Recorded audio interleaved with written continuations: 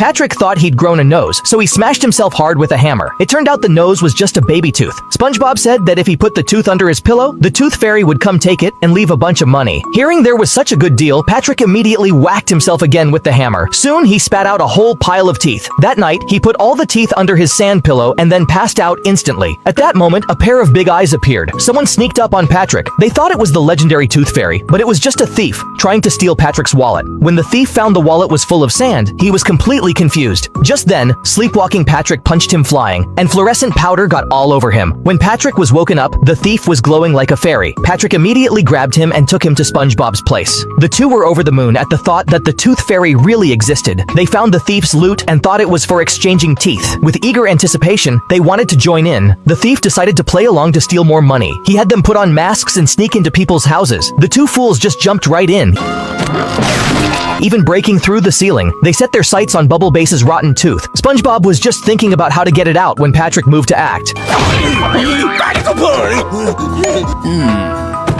When that didn't work, he squeezed with his hand, popping the rotten tooth out. The tooth started bouncing around, and in the end, it was the thief who got hit. While the thief was unconscious, SpongeBob took out a sack of money to pay for the tooth. Then they went to a rich lady's house. They were carefully trying to get the tooth, and the thief took the chance to steal from the safe. They were almost successful, but Patrick got scared and made the thief crawl into the safe, sending all the stolen money right back. Because of SpongeBob and Patrick's interference, the thief had no idea the sack was full of teeth. They snuck into Mr. Krabs' house. Patrick triggered a trap, waking Mr. Krabs up. The thief looked miserable in his getup. SpongeBob introduced him as the Tooth Fairy, but Mr. Krabs didn't believe it at all. He'd pulled that trick when he was a kid. The thief mumbled some random excuses which moved Patrick to tears, and he rescued the thief, but this drew the police, who started chasing them. With nowhere to run, the thief stamped his feet in panic. The two wanted to see the Tooth Fairy fly, so they pushed the thief right down.